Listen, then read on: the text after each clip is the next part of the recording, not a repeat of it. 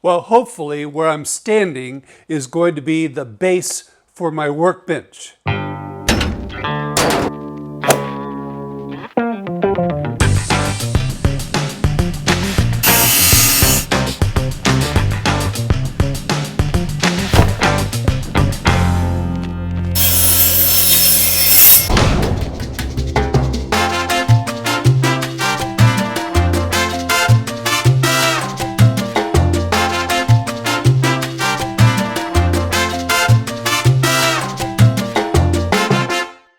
Hi there and welcome to WB Fun Woodworking. I'm Don.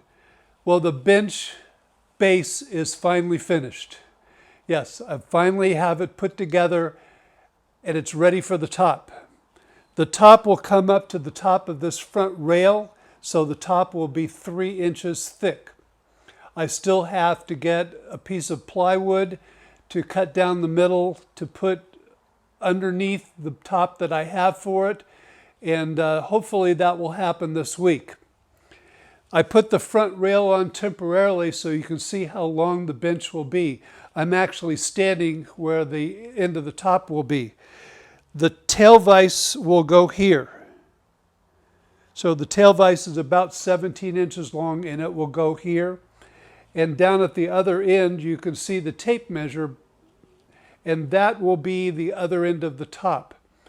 I've left a little space on that front rail because I'm not sure exactly how the end rail will attach down at that end of the workbench. That's still a detail that needs to be worked out as we go along. So I'm really happy, I'm extremely happy that this is finally done. A lot of things have happened since I bought the wood for this workbench.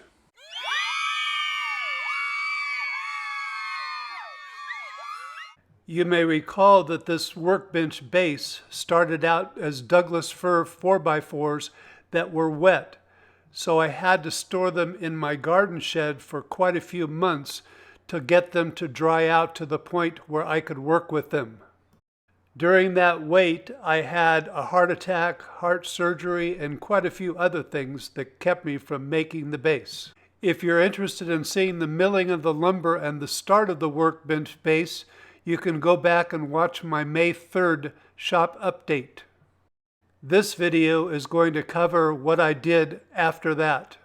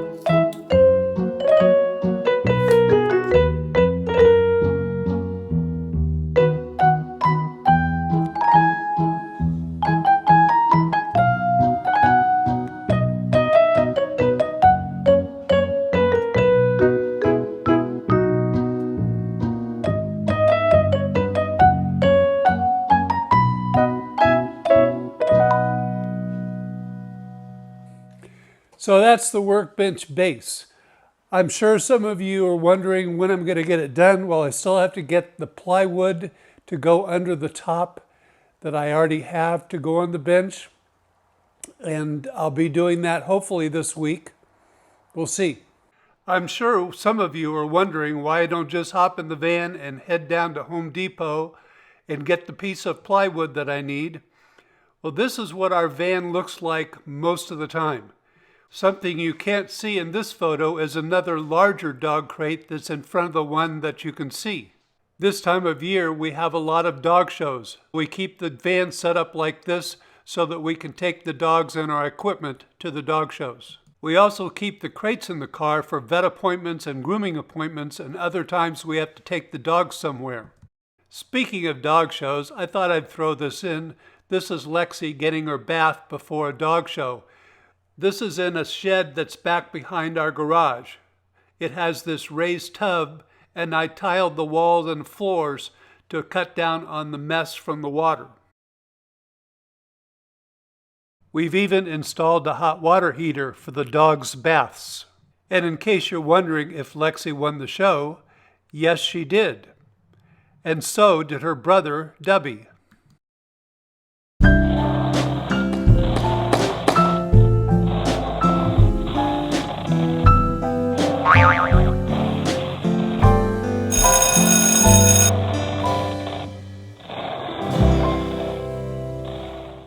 I'm sure some of you, after seeing that build sequence, are kind of wondering what in the world was he doing with that copper pipe and a modified wrench?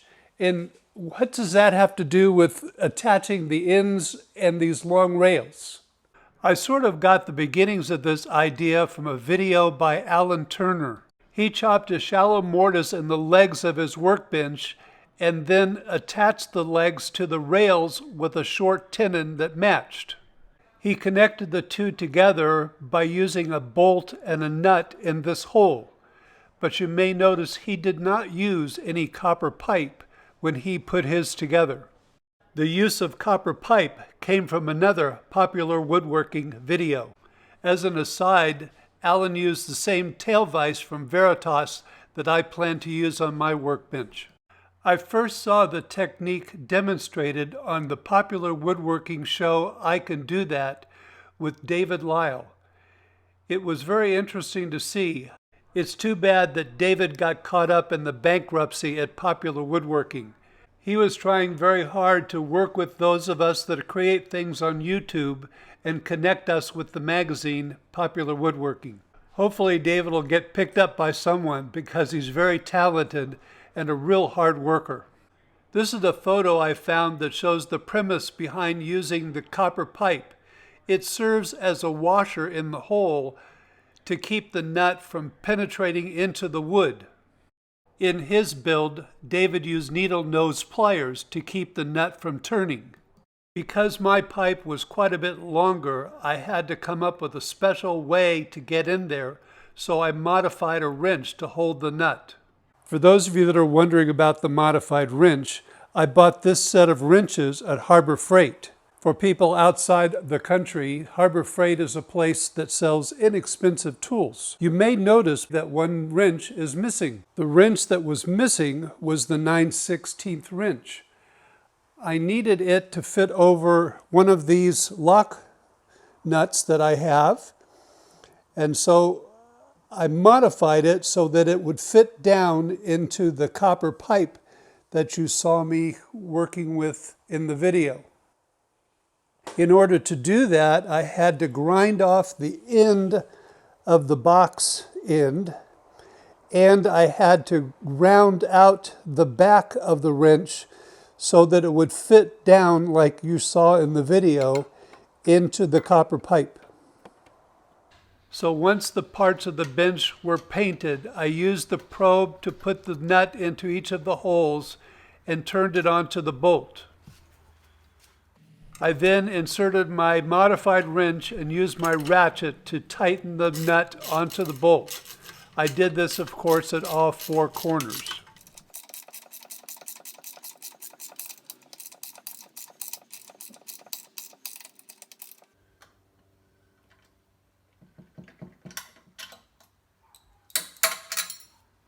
Well, that's it for the bench. The base is finished finally.